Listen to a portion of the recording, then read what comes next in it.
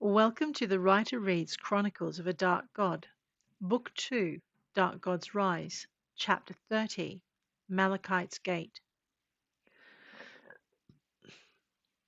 Uh, Unaware of what was unfolding beyond the realms of mortals, Malachite stopped before a thicketed cluster of small ebony and metallic barked saplings. Roma stopped beside him, his jaw dropping in sudden awe. Recovering slightly, he said, The wizard laid a hasty hand over his mouth, cutting him off. Don't name it, he urged. The word would bring unwanted attention to it and give it cause to defend itself against you. Against me? Roma didn't understand. I? It would see you as attracting danger to itself and take steps to prevent its name being spoken again. Roma closed his mouth, his gaze shifting from the wizard to the wondrous trees beyond. Are all such groves like this? He asked. Yes, Malachite replied, then gave the trees an irritated scowl. Though some are worse than others. I see, Roma answered. And what of the saplings that form it? Are they able to be named? This time Malachite nodded. Yes, he said, we can name them, although not directly. And he proceeded to do so. These are the trees of metal, and they are older than they look. He was about to go on when he stopped, glancing toward the filtered sky as though something had caught his attention. Another time, perhaps. I have preparations to make and explanations to give regarding your travel. Staravan bids it so. Facing the grove once more, he started speaking, a chant drawn from a language that seemed a cross between the arcane magic Alessia had originally called and the wild magic that now seemed to own her. In answer, a golden path of matted herbage glimmered into visibility, running along the ground between the trees. The bark on their slender trunks reflected the glow, muting it in the dark tones of raw iron, or tainting it orange with copper and bronze. Here and there silver trunks took the pathway's golden shine and enhanced it to incandescence. Malachite spoke another incomprehensible phrase and beckoned for them to follow him along the path. The sun was barely halfway to its zenith as the trees closed about them. All through the grove, evidence of Malachite's magic flourished and grew. Plants shimmered in a multitude of colors, blossoms emitted fragrances they couldn't have imagined, and leaves of every shape and texture abounded. As though remembering her experience in the witch's grove outside Toromar, Brianda kept her hands firmly within the bounds of her cloak, refusing to touch any of the spectacular trees they passed. Ahead of them, the musical splash of water flowing over stone suggested a hidden heart to the garden. They passed beneath an archway made of tree limbs, and peace descended around them. It was not the peace of the golden path and its reflected light. No, this part of Malachite's domain held a silence that signified waiting as well as peace, and the peace itself was one that meant rest and solitude, safety, and a place for meditation.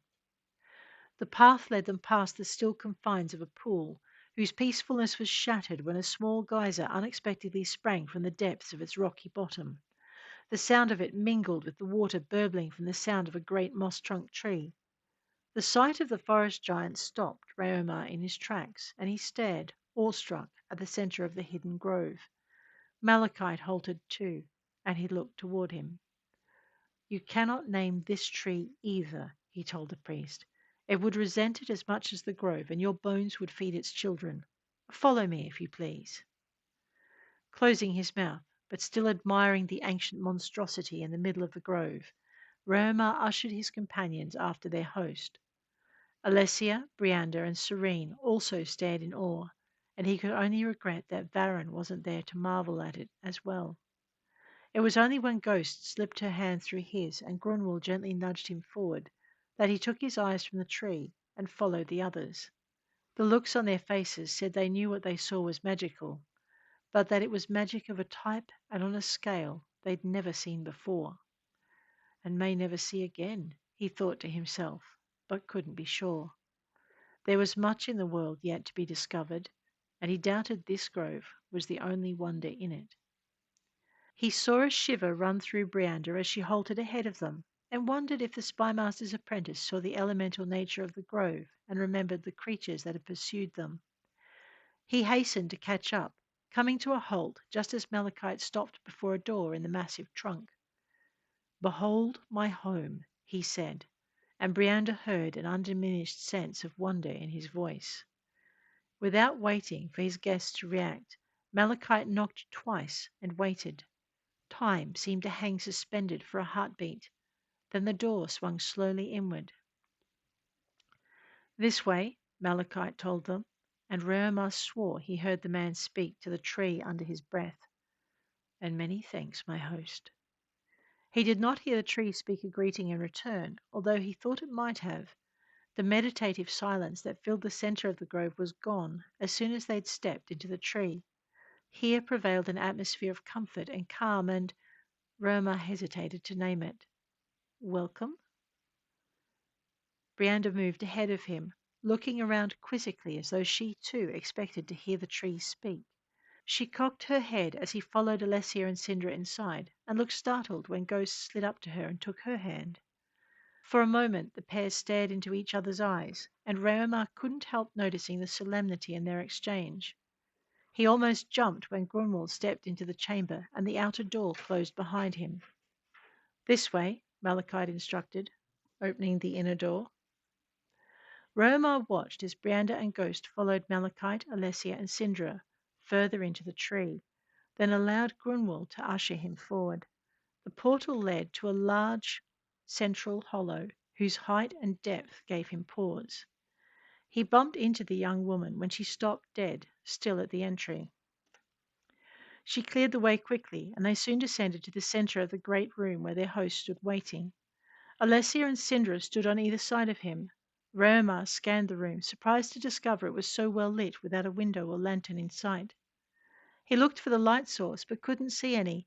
The closest he could come to finding a source was the faint phosphorescence exuded by the walls themselves. Malachite smiled as they came to join him. "I must use an ancient spell to speed your way," he began, not noticing when Brianda shivered. Reomar heard his voice echo around them and felt the hairs rise on his arms and neck. Malachite continued on, oblivious. "I take it you know the magic of portals?" he asked, "and the way those of civilizations older than ours use them to commute?" Reomar dipped his chin. "I take it that is how you intend to speed our journey?" "Under instructions from your God and with the permission of the powers I serve," Malachite affirmed, "for only within those parameters am I willing to use the magic. It is not a forgiving form." Reomar looked to Alessia and noticed the pallor of her face. "Is it safe?" Alessia swallowed. "If it's cast correctly," she allowed. "It will be cast correctly," Malachite assured them, but Reomar detected a tremor in his voice and noted he seemed a shade paler than when they'd first met. Grumwald shrugged. "How much time did you say we had to spare?" he asked. "Not enough," Reomar admitted bleakly, and turned to Malachite. "Do what you must." "And do it well?" He might have sounded more threatening if his voice hadn't quavered into a plea. Malachite met it with a look that said he'd try. "It is all I can ask," Reomar told him, reading the thought from his face, "that you do the best you can." "Wait for me here," Malachite told them. "At least that way I can draw the design with no fear of you scuffing it, and one source of error can be eliminated." Alessia nodded, then sighed heavily. "Agreed." Malachite blinked once before hurrying to the opposite side of the room. Here he took the plants from his belt, arranging them neatly on the bench that ran along the inside of the wall. The trowel followed them onto the bench, as did the contents of the belt pouch. They were replaced with a variety of small pouches, sacks, and vials, each one finding a comfortable niche at his waist. Next, the mage lifted a large book from the bookshelf running above the bench. From the center of the room, Reomar watched him open it and run his finger down each page until he found what he was looking for. After reading over it, he flipped to another page. Here he paused, his finger tracing and retracing the lines of writing as he read, then reread the spell before him.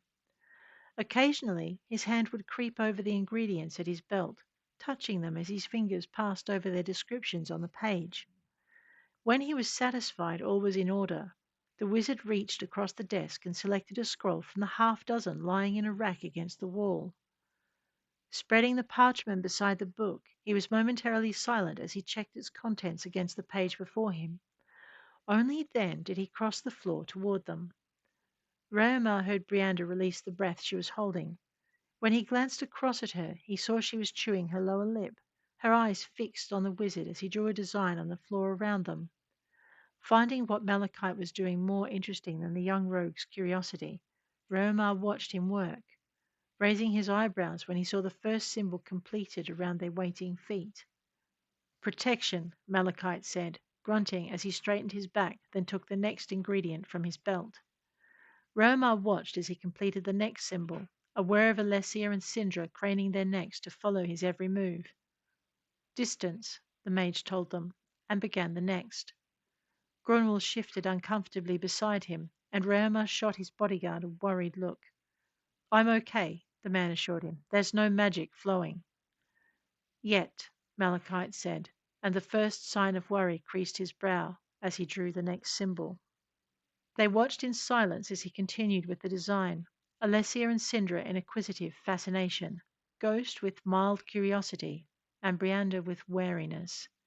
When Raomar glanced at Grunwald, he found the barbarian watching anywhere but where the design was falling.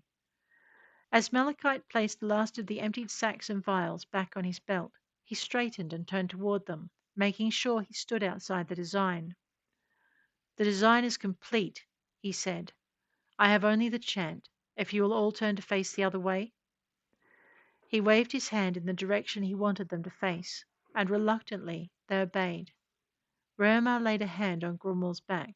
Ghost shifted closer to Brianda, and Sindra gripped Alessia's hand. Behind them, Malachite began to chant, and this time the language did not remind Raomar of anything he had heard before. It sounded neither arcane nor elemental, but completely untamed, and its resonance trembled over and through him, running bone deep. The buzz of power crept around them until it came from all sides and began to coalesce into a shimmering column of silver before them. Raomar saw the column split down its center, its two edges moving apart to form an elliptical circle. As the circle widened, its lower edge disappeared into the earth, leaving its top two-thirds to form an arch. Within the arch, a shimmering patina of silver-white mist obscured the view to the portal's other side. Raomar saw Brianda shiver, and then Ghost pressed into the young rogue's side. Alessia looked like she was going to explode with tension, one hand clenched tightly in Sindra's grip, the other clenched into a fist. The chant behind them finished, and Malachite spoke. Step through, he instructed. I have opened the portal in Corinth, and you should have no difficulty finding an audience with her rulers. You have our thanks, Raomar told him, moving alongside Sindra and wrapping one arm around her shoulders so that he could rest his fingers on Alessia's shoulder before stepping into the mist. Nodding to Brianda and Grunwald, he moved forward, letting the mist cover him and relying on Grunwald's sense of duty to see the barbarian through the portal behind him. Hoping his companions followed, he let the white mist of the gate close about him. Forcing himself to keep moving was difficult, but the feel of Sindra and Alessia beneath his arm gave him courage. He kept stepping forward until he stepped clear of the mist, guiding the wizardess and her apprentice into the light. Brianda guided Grunwald forward behind him, leading Ghost as she pushed the Northman through the gate. Looking back, Raomar saw her arrive, and the gate snap shut.